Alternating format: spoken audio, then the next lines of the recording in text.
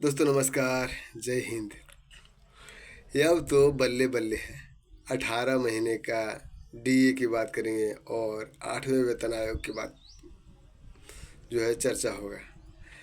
तो अब तो बल्ले बल्ले होना तय है। मिलेगा, सैलरी में बम्पर बढ़ोतरी होगा और आपका पॉकेट गर्म ही रहेगा। बात कर रहे हैं केंद्र सरकार ने सरकारी कर्मचारी और पेंशन भोगियों के लिए एक बड़ी खुशखबरी दे दी है। जो है कि एट्थ पे कमीशन को लेकर ताज़ा अपडेट सामने आया है, जिसके तहत कर्मचारियों को सैलरी और पेंशन में भारी बढ़ोतरी होने की उम्मीद है। जनवरी 2026 से लागू होने की संभावना है। साथ ही यह आयोग लाखों कर्मचारियों और पेंशनर्स के जीवन में नई आर्थिक उम्मीदें लेकर आएगा। आइए इस बारे में अभी अभी जो तुरंत अपडेट सामने आया है विस्तार से समझते हैं और जानते हैं कि यह आपके लिए सरकारी नौकरी करने वाले के लिए कितना मायने रखता है। बात कर रहे हैं आठवें वेतन आयोग से जुड़ी खबर के बारे में। सूत्रों ने बताया है कि एट्थ पे कमीशन की सिफारिशें 1 जनवरी 2026 से लागू हो जाएगी। अभी तक सेवेंथ पे कमीशन के आधार पर सरकारी कर्मचारियों को वेतन दिया जा रहा है, जो 2016 में प्रभावी हुआ था, यानी कि प्रभावी तब से है। नया वेतन आयोग लागू होने के बाद गवर्नमेंट एम्प्लॉयर्स की सैलरी में कम से कम 40 से 50% तक की बढ़ोतरी की उम्मीद है। यह न केवल कर्मचारियों के लिए बल्कि पेंशनर्स के लिए भी एक सुनहरा अवसर होगा, क्योंकि उनकी पेंशन में भी भारी इजाफा होगा। फिट मैन्युफैक्चर और जो है सैलरी बढ़ोतरी का आधार क्या है, ये जानना बहुत ही ज़रूरी है। एट्थ पे कमीशन के अनुसार सैलरी और पेंशन की गणना में फिट मैन्युफैक्चर की भूमिका अहम होती है। विशेषज्ञों का अनुमान है कि फिट मैन्युफैक्चर 2.28 से 2.86 के बीच हो सकता है। इसका मतलब यह है कि बेसिक सैलरी में 40 से 50% तक की वृद्धि हो सकती है। उदाहरण के लिए, यदि आपकी बेसिक सैलरी 18,000 रुपये है तो यह बढ़कर 41,000 से 51,480 रुपये के बीच हो सकती है। यह बढ़ोतरी कर्मचारियों के स्तर जो है लेवल के आधार पर अलग अलग होगा। कर्मचारी स्तर के आधार पर सैलरी में भी बढ़ोतरी होगी। बात कर रहे हैं 8वें वेतन आयोग से जुड़ी जानकारी।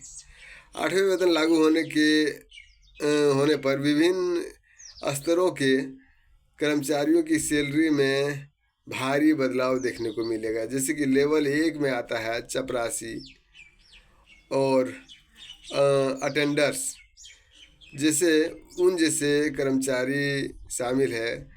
इसकी सैलरी 18,000 रुपये से बढ़कर 51,480 रुपये तक हो सकती है, यानी कि 33,480 रुपये सीधा लाभ मिलेगा, सीधा बढ़ जाएगा। लेवल 2 की बात करें तो लोअर डिवीज़न जो है क्लर्क आता है, उसकी सैलरी 19,000 से बढ़कर 56,914 रुपये हो सकता है, यानी कि 37,014 रुपये का डायरेक्ट बढ़ोतरी होगा 8वें वेतन आयोग में। लेवल 3 में आता है कांस्टेबल सिपाही, और इसका जो है कांस्टेबल आता है, और कुशल कर्मचारी जो है वो भी आता है, जैसे हवलदार वगैरह हो गया।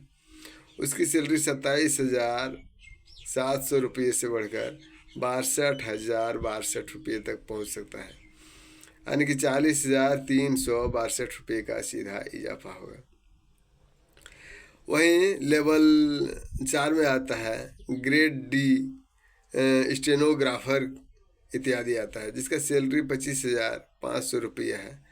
उससे बढ़कर सीधा 72,930 रुपया हो सकता है। जिससे उसका 47,430 रुपये का वृद्धि होगा।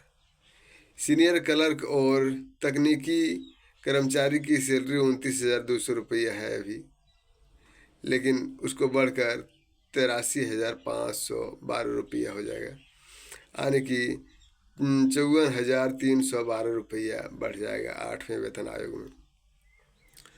वहीं पर 18 लेवल 18 की बात करें तो उसमें IAS IPS आता है। सेक्रेटरी जैसे उच्च पदों पर कार्यरत कर्मचारियों की सैलरी अभी 2,50,000 रुपया है, उससे बढ़कर सीधा 7,15,000 रुपया हो जाएगा। पेंशनर के लिए भी बड़ी राहत होगा।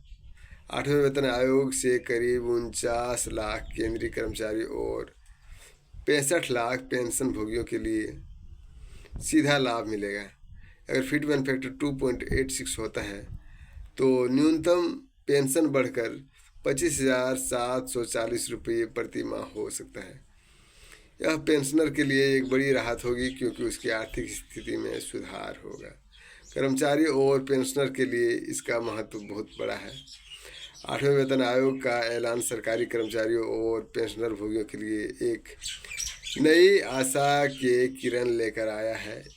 यह न केवल उनकी आर्थिक स्थिति को मजबूत करेगा बल्कि उसके जीवन स्तर को भी बेहतर बनाएगा। विशेषज्ञों का मानना है कि यह कदम केंद्र सरकार की ओर से कर्मचारियों के कल्याण के लिए उठाया गया एक महत्वपूर्ण कदम है। वही बात करेंगे 18 महीने के DA जो है नहीं दिया गया था एरियल, कोरोना काल से 2020-21 का लटका हुआ है। कर्मचारी संघ ने बार बार मांग कर रहा है लेकिन सरकार के कानों तक जूं नहीं रेंग रहा है। इसीलिए मैं कहता हूँ कि वीडियो को दबा के शेयर करिए। कर्मचारी को यह पता तो चले कि उसका DA किसी ने हड़प के बैठा है या सरकार ने नहीं देना चाह रहा। तो 18 महीने का एरियर बकाया है जो कि कोरोना काल से लटका हुआ है। कर्मचारी संघ ने बार बार मांग किया लेकिन देने का नाम नहीं ले रहा है। वहीं अगर बड़े बड़े मीडिया की बात करें आज तक का है, क्योंकि अंजना ओम कश्यप या श्वेता तिवारी जैसे बड़े बड़े पत्रकार भी कुछ नहीं बोलते हैं। मैं समझता हूँ कि कर्मचारियों की मांग को उठाना चाहिए और वो बड़ा मीडिया चैनल है, उसकी आवाज़ सरकार के कानों तक पहुँचती है, उसको कर्मचारियों की मांग को उठाना चाहिए। आपकी क्या राय है कमेंट बॉक्स में ज़रूर लिखें और वीडियो शेयर ज़रूर करें दोस्तों। शेयर करें, सब्सक्राइब करें और लाइक भी करें। फिलहाल इतना ही, जैसे कोई नया अपडेट सामने आएगा लेकर हाजिर रहूँगा। जय हिंद, जय भारत।